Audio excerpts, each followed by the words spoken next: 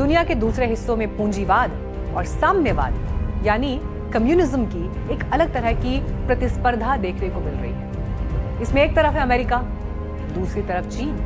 दुनिया में बेहिसाब पूंजी का सबसे बड़ा चेहरा बन चुके एलन मस्क को जिस रॉकेट ने दुनिया का पहला खरबपति बनाया, अब उसकी लीक पर चीन भी चल पड़ा है। चीन ने मस्क वाले रॉकेट जैसा ही रॉकेट लॉन्च कर खलबली मचा दी है। कचहरी में अब हम चीन की इसी सनक की फाइल खोलने जा रहे हैं।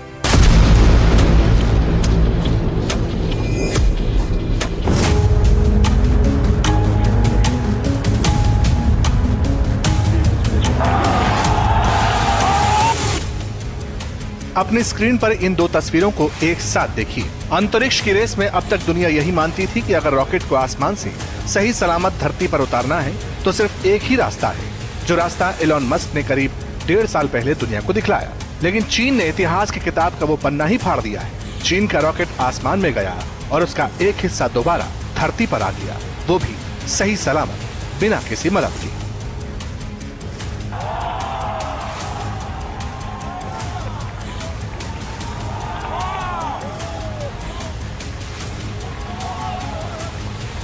अब ये जान लीजिए कि चीन ने इतिहास रचा कैसे। तारीख नोट करिए, 10 जुलाई 2026। चीन का लॉन्ग मार्च 10B रॉकेट हैनान से उड़ान भरता है। ठीक 6 मिनट बाद वापसी का सिग्नल आता है और जब चीन के इस रॉकेट का पहला हिस्सा यानी उसका बूस्टर वापस धरती की तरफ आ रहा था तो उसने एलन मस्क के रॉकेट की नकल नहीं की, क्योंकि एलन मस्क का वो महाबली स्टारशिप जो जब अंतरिक्ष से वापस लौटा तो आसमान को चीरता हुआ अपने भारी भरकम पैरों यानी लैंडिंग लेग्स के सहारे या फिर मेकाजिला के विशाल रोबोटिक भुजाओं के बीच आकर ठहरा था। लेकिन चीन ने एक बिल्कुल अलग और अनोखा रास्ता अख्तियार किया। जब इसका विशालकाय बूस्टर समंदर की तरफ लौट रहा था तो इसमें ना तो कोई लैंडिंग लेग्स थे और ना ही कोई भारी भरकम रोबोटिक आर्म्स।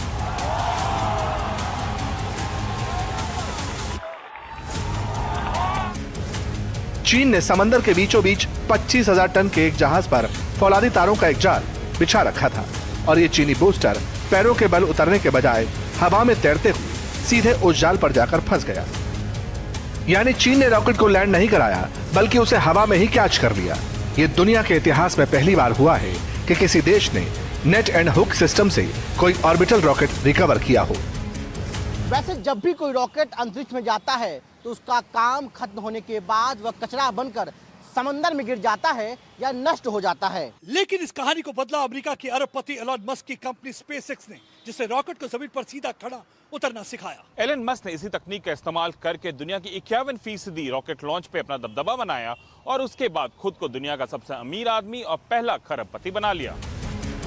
आपको याद होगा कुछ वक्त पहले जब मस्क ट्रंप के साथ चीन दौरे पर गए थे तो वहां बड़ी उत्सुकता के साथ एक एक चीज नोट कर रहे थे।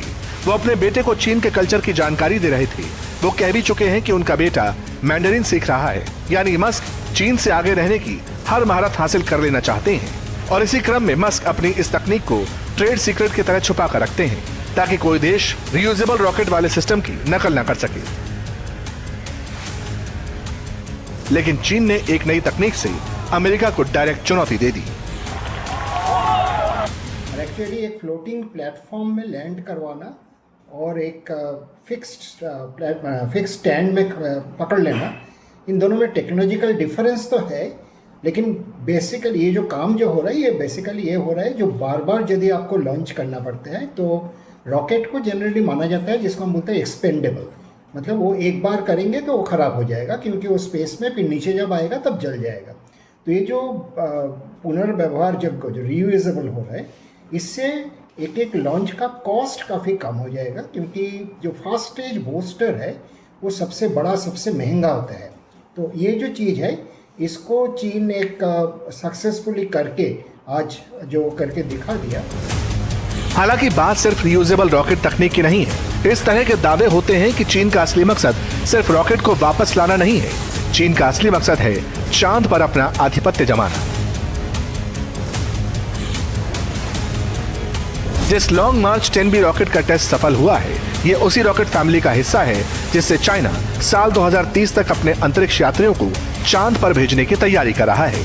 अब अंतरिक्ष की इस नई जंग में चीन अमेरिका से हर हाल में आगे निकलना चाहता है। वो दुनिया को दिखाना चाहता है कि अंतरिक्ष के इस नए साम्राज्यवाद में, चांद पर कब्जे की इस लड़ाई में अब अमेरिका अकेला सिकंदर नहीं होगा।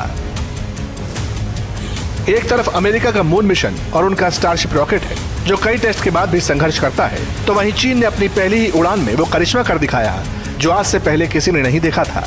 चीन की इस कामयाबी के बाद वहां की स्पेस कंपनियों के शेयर 10-10% के अपर सर्किट को छू गए। चीनी रॉकेट के बूस्टर की इस लैंडिंग के वीडियो सोशल मीडिया पर सुपर वायरल हो चुके हैं और चीन इसे ऐतिहासिक कामयाबी बताता है। जाहिर है इन तस्वीरों को देखकर वॉशिंगटन में बैठे अधिकारियों और नासा के वैज्ञानिकों की नींद उड़ गई होगी, क्योंकि चीन ये दिखाना चाहता है कि अंतरिक्ष का रास्ता और चांद पर पहुंचने की डोर अब सिर्फ अमेरिका के हाथों में नहीं होगी। स्पेस रेस व चांद और मार्स, मंगल ग्रह, इन दोनों में जो कब्जा जमाने का, इनको रिसोर्सेस का फ्यूचर के लिए लेने का ये जो रेस है, इसमें चीन अमेरिका के टक्कर देने के साथ काफ़ी प्लान्ड वे में आ रहा है। आज के दिन में अभी भी अमेरिका टेक्नोलॉजी में चीन से आगे है, स्पेस टेक्नोलॉजी में, लेकिन जिस रेट में चीन आगे बढ़ रहा है उसको लगता है जो आने वाले 7-8 साल में चीन अमेरिका के बराबरी कर लेगा। तो क्या वाकई चीन अमेरिका को पछाड़कर चांद पर अपना झंडा गाड़ देगा? क्या चांद पर नई बस्ती बनाने की तैयारी में आगे निकल जाएगा? सवाल बहुत हैं, लेकिन इतना जरूर है कि स्पेस की ये जंग अब बेहद दिलचस्प हो चुकी है।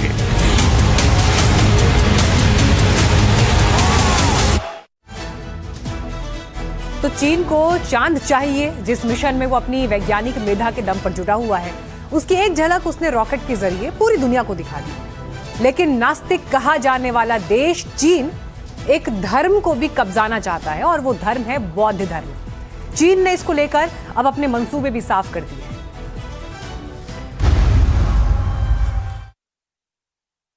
हमने 3 दिन पहले कचहरी में आपको एक रिपोर्ट दिखाई थी।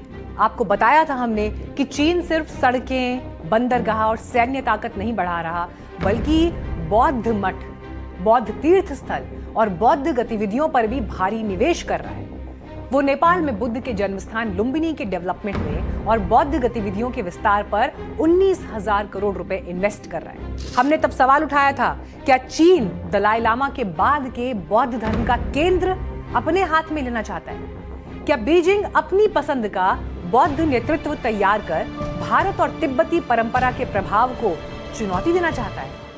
आज उस बहस के बीच चीन की सरकार का एक बड़ा बयान आया है। भारत में चीन के दूतावास की प्रवक्ता यू जिंग ने सोशल मीडिया पोस्ट जारी कर कहा, दलाई लामा का पुनर्जन्म धार्मिक अनुष्ठानों और ऐतिहासिक परंपराओं के हिसाब से होना चाहिए और इसे चीनी कानूनों और नियमों के अनुसार संपन्न किया जाना चाहिए। चीनी केंद्रीय सरकार इन सिद्धांतों के अनुसार हर दलाई लामा के उत्तराधिकार को मंजूरी देती है। यानी चीन का साफ संदेश है, पुनर्जन्म धार्मिक हो सकता है, लेकिन मंजूरी तो उसे चीन की सरकार देगी। और यहीं से शुरू होती है 21वीं सदी की सबसे असाधारण लड़ाइयों में से एक लड़ाई। क्या किसी संत का उत्तराधिकारी चीन सरकार तय करेगी? क्या आस्था पर भी चीन की मोहर लगेगी? दरअसल 14वें दलाई लामा पहले ही कह चुके हैं कि उनके उत्तराधिकारी का फैसला तिब्बती बौद्ध परंपरा के हिसाब से होगा और इसे किसी सरकार की कोई भूमिका इसमें नहीं होनी चाहिए। लेकिन चीन जो कह रहा है ये दावा बिल्कुल उल्टा है। चीन कहता है दलाई लामा का पुनर्जन्म धार्मिक परंपरा के साथ साथ चीनी कानूनों के दायरे में ही मान्य होगा। यानी ये सिर्फ धर्म का नहीं, अधिकार का सवाल है। याद कीजिए, 3 दिन पहले कचहरी में हमने अपनी पिछली रिपोर्ट में आपको बताया था कि चीन बौद्ध विरासत पर अरबों रुपए इसीलिए खर्च कर रहा है क्योंकि बौद्ध धर्म सिर्फ आध्यात्मिक पहचान नहीं बल्कि एशिया में प्रभाव बढ़ाने का एक बड़ा माध्यम भी है। क्योंकि ऐसा माना जा रहा है कि दलाई लामा के बाद जो भी आध्यात्मिक नेतृत्व उभरेगा उसका असर सिर्फ तिब्बत तक सीमित नहीं रहेगा, बल्कि हिमालयी क्षेत्र यानी भारत, नेपाल, भूटान और पूरे बौद्ध जगत पर असर पड़ेगा। यही वजह है दलाई लामा के उत्तराधिकार का सवाल अब सिर्फ धार्मिक बहस नहीं बल्कि ये एक जियोपॉलिटिकल मुद्दा बन चुका है। भारत के लिए भी यह घटनाक्रम बहुत जरूरी है, अहम है। दलाई लामा 1959 से भारत में रह रहे हैं। तब ल्हासा में तिब्बती राष्ट्रीय विद्रोह को चीनी सेना द्वारा बेरहमी से कुचले जाने के बाद उन्हें भारत में शरण लेनी पड़ी थी। अनुमान है कि भारत ने दलाई लामा के अलावा लगभग 1 लाख तिब्बती बौद्ध रहते हैं और भारत तिब्बती निर्वासित समुदाय का सबसे बड़ा केंद्र है। तिब्बत की निर्वासित सरकार हिमाचल प्रदेश के धर्मशाला से चलती है। अंतर्राष्ट्रीय संबंधों के जानकारों का कहना है कि भारत में दलाई लामा की मौजूदगी से भारत को चीन के मुकाबले कुछ हद तक बढ़त मिलती है। ऐसे में चीन का यह बयान सिर्फ एक सरकारी टिप्पणी नहीं बल्कि भविष्य की उस रणनीति का संकेत भी माना जा रहा है जिसमें चीन तिब्बती बौद्ध धर्म की संस्थाओं और नेतृत्व पर अपनी भूमिका स्थापित करना चाहता है। अब सबसे बड़ा सवाल यही है, क्या दलाई लामा का उत्तराधिकारी मठ तय करेगा या फिर चीन सरकार? क्योंकि अगर आध्यात्मिक उत्तराधिकार पर भी किसी सरकार की या किसी देश की मोहर लगने लगे तो ये सिर्फ तिब्बत की कहानी नहीं रहेगी। ये दुनिया की सबसे बड़ी आबादी वाले एशिया में धर्म, सत्ता और इन्फ्लुएंस की एक नई जंग बन जाएगी।